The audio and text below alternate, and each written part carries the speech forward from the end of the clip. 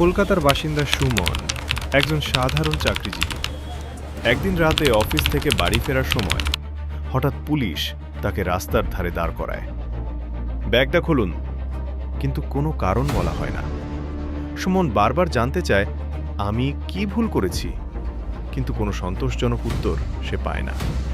এরপর তাকে থানায় নিয়ে যাওয়ার হুমকি দেওয়া হয়, এমনকি কয়েক ঘন্টা বসিয়ে রেখে অযথা জিজ্ঞাসাবাদ করা হয়।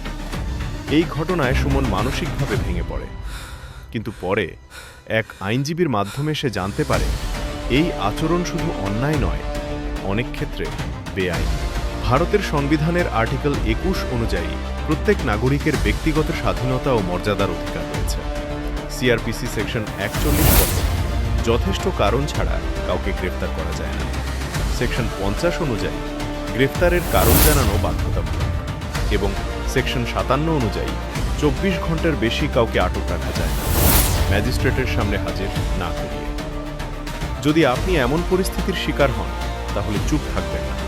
আপনি পুলিশ কমিশনার বা এসপি এর কাছে অভিযোগ করতে পারেন, স্টেট হিউম্যান রাইটস কমিশনে যেতে পারেন, অথবা হাইকোর্টে রিট পিটিশন দায়ের করতে পারেন। এমনকি বেআইনি আটক হলে ক্ষতিপূরণও দাবি করতে পারেন।